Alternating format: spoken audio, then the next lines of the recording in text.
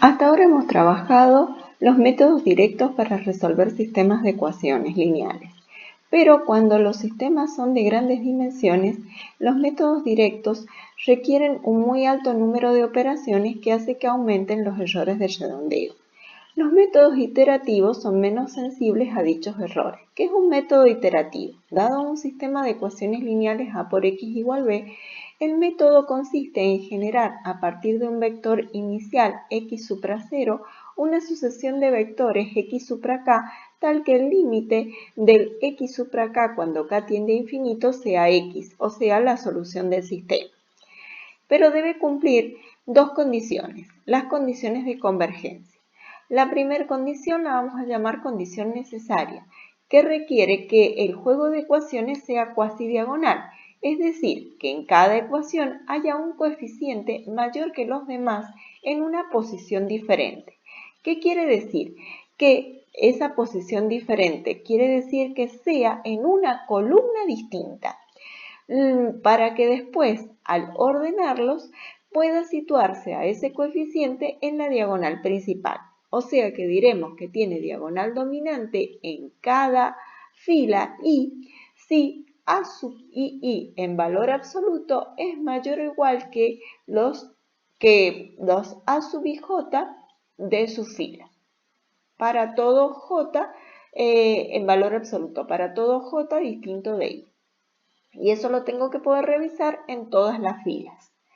¿Qué quiere decir condición suficiente? Cuando además de lo anterior, el valor absoluto de tal coeficiente que está ubicado en la diagonal principal en valor absoluto es mayor que la suma de los valores absolutos de los demás coeficientes de su fila. ¿Y eso dónde debo revisarlo? En cada una de las filas del sistema. Bien. Vamos a ver algunos ejemplos para revisar la condición necesaria y la condición suficiente. Supongamos que tenemos este sistema. ¿Cuál es el mayor coeficiente en valor absoluto? El 11. ¿Qué pasa en esta otra ecuación? ¿Quién es el mayor coeficiente en valor absoluto? El 9. Este 11 y el 9 no están ubicados en la diagonal principal, pero ya vemos que están ubicados en distintas columnas. O sea que podría yo, reordenando las filas, que quedara ubicado en la diagonal principal. Veamos si también pasa en la tercera. En la tercera, este es el mayor coeficiente en valor absoluto respecto a este y a este. Bien, entonces, fíjense, me han quedado el 11, el 9 y el 8 si cada fila tiene un coeficiente que es más grande que el resto y están ubicados en distinta columna, o sea que el juego de ecuaciones es cuasi diagonal. Se las podría reordenar como de tal forma que esta fuera la primera, esta fuera la segunda y esta la tercera, y así los valores 8, 11 y 9 quedarían como los valores más grandes ubicados en la diagonal principal. Condición necesaria se ha cumplido. Veamos si se cumple la condición suficiente. O sea que yo tendría que revisar que este 11 en valor absoluto sea más grande que 4 en valor absoluto más menos 1 en valor absoluto. Ok, se cumple. Ver que este 9 en valor absoluto sea más grande que 6 en valor absoluto más 4 en valor absoluto. No se cumple. Por lo tanto, no se verifica la condición suficiente. No sigo revisando nada más. No le voy a poder aplicar método iterativo. Veamos otro ejemplo. Acá, ¿qué pasa? Tengo 4. ¿Es el más grande en valor absoluto de su fila? No. Por lo tanto, las ecuaciones no son cuasi diagonales. Fíjense, solo hay un coeficiente en valor absoluto que lo cumpliría, este 5, pero como tiene que pasar en todas las ecuaciones, no cumple la condición necesaria, por lo tanto no se analiza la suficiente. Veamos otro ejemplo. Veamos acá. 5 es el más grande en valor absoluto respecto a esta fila, 10 es el más grande respecto a esta fila y 8 es el más grande respecto a esta fila. No están ubicados todos en la misma columna, por lo tanto, sí tenemos un juego de ecuaciones que es cuasi diagonal. Ahora veamos, 5 es más grande en valor absoluto que 2 más 1 en valor absoluto, sí. 10 es más grande que 4 más en valor absoluto más 3 en valor absoluto, también. 8 es más grande en valor absoluto que 3 en valor absoluto más 2 en valor absoluto, sí. O sea que cumple la condición necesaria y la suficiente. Lo único que haría falta es reescribir las ecuaciones para que quede cuasi diagonal. La primera quedaría tal cual, la tercera pasaría a ser la segunda y la segunda la tercera. Con lo cual ya se podrían aplicar los métodos iterativos. Veamos el primer método iterativo que vamos a trabajar, el método de Jacobi.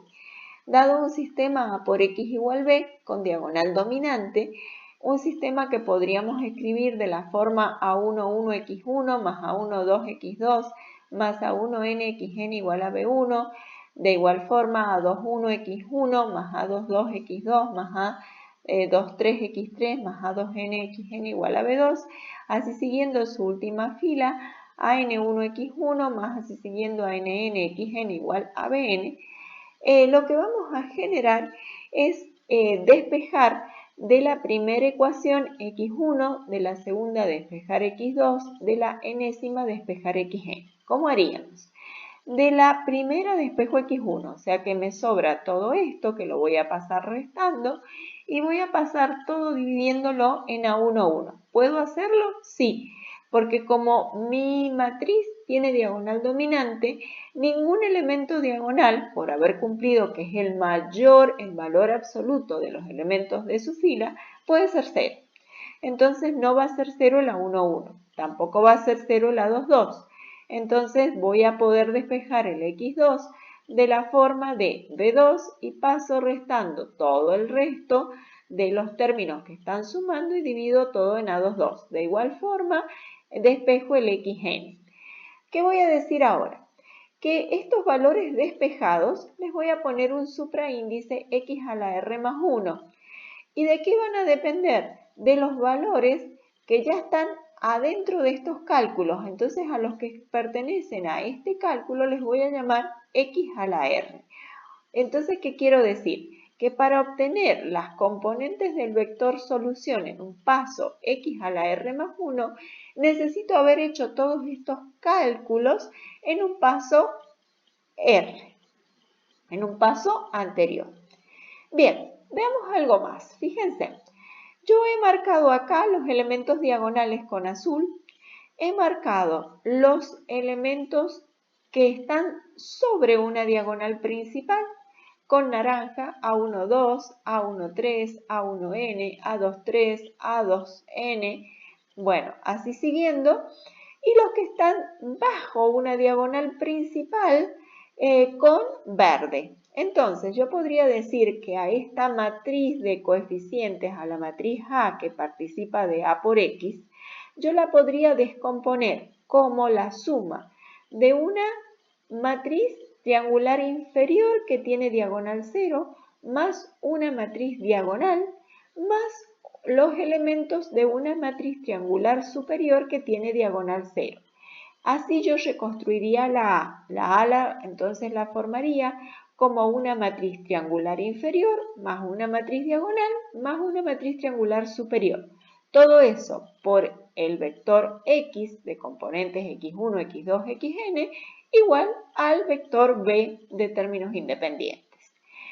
Con esa nueva formación de la matriz A, o sea, donde yo he dicho que A es, ¿qué hemos dicho? Hemos dicho que es la matriz L más una matriz D más una matriz, más una matriz U. No son los conceptos de, recuerden que hemos dicho,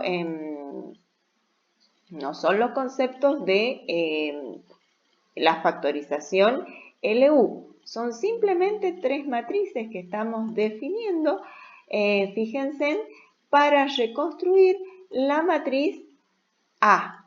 ¿Y cómo las estamos construyendo? A través de la operación suma. A diferencia de que en la factorización LU, la operación para construir a la A era el producto de una L por una U, donde la L no tenía diagonal 0. Así que no confundir estas matrices con las vistas en factorización LU. O sea que esto podríamos decir, fíjense, si yo vuelvo acá y a estos coeficientes diagonales los vuelvo a pasar yo multiplicando acá, ¿qué tendríamos? En el lado izquierdo tendríamos la matriz diagonal multiplicado por x a la r más 1. En el lado derecho, ¿qué tenemos? El vector b. ¿Y qué hemos pasado acá? Hemos pasado todo lo que no está en la diagonal, o sea que hemos pasado lo de L y lo de U. Hemos pasado entonces a L más U multiplicado por el vector X, ¿en dónde? En el paso anterior, fíjense. ¿Cómo podríamos hacer entonces matricialmente para despejar este X a la R más 1? Necesitaríamos premultiplicar acá por D a la menos 1. ¿Podemos hacerlo? Sí. ¿Por qué? Porque nuestra matriz D no tiene ningún elemento diagonal 0, por lo tanto tiene inversa. Si yo premultiplico acá por D a la menos 1 me da la identidad por X a la R más 1 me da X a la R más 1. Pero si yo premultiplico acá por D a la menos 1, también lo tengo que hacer de este lado. Entonces me quedaría D a la menos 1 por B menos D a la menos 1 por L más U por X a la R más 1. O lo que es lo mismo, menos D a la menos 1 por L más U por X a la R más D a la menos 1 por B. Recuerden que este producto que me va a quedar acá, de donde he hecho la distributiva, pero tengo una suma, es conmutativo. La suma es la conmutativa. Ojo, el producto matricial no es conmutativo. Recordemos que hemos dicho que D es la matriz diagonal del sistema de ecuaciones, que L es la matriz triangular inferior con diagonal nula y U es la matriz triangular superior con diagonal nula. Acá nos quedan las cuentas, esas que yo he estado haciendo recién, acá explicándoselas, para despejar el X a la R más 1, que nos quedó menos D a la menos 1 por L más U por X a la R, más D a la menos 1 por B. Si este vector es el vector nulo, el X me quedaría D a la menos 1 por B. Fíjense en que es algo de lo que vamos a decir. Que una de las cosas que yo puedo hacer para tomar como vector inicializador del proceso es tomar o el vector nulo o el vector D a la menos 1 por B. Eso lo van a ir decidiendo ustedes si quieren acelerar un paso de la convergencia o no. Pero también tenemos que saber cómo detener el proceso iterativo. Una de las formas de detener el proceso iterativo es ingresar un error o tolerancia. Entonces, ¿cómo sé si yo un vector x a la r más 1 de componentes x1 a la r más 1, x2 a la r más 1, xn a la r más 1 será la solución del sistema? Recuerden que eso de la definición, que el límite de los x a la k cuando k tiende a infinito me dé x, es solamente una definición matemática. Tenemos que saber cómo detener un proceso computacional, que es lo que nosotros vamos a estar haciendo. Entonces, ¿qué vamos a estudiar? Vamos a comparar dos vectores solución, un vector que esté en el paso x a la r más 1 y el vector del paso anterior. Vamos a calcular la norma infinito de la diferencia de esos dos vectores. ¿Cómo se calculaba la norma infinito? Se calculaba como el máximo de los valores absolutos de sus componentes.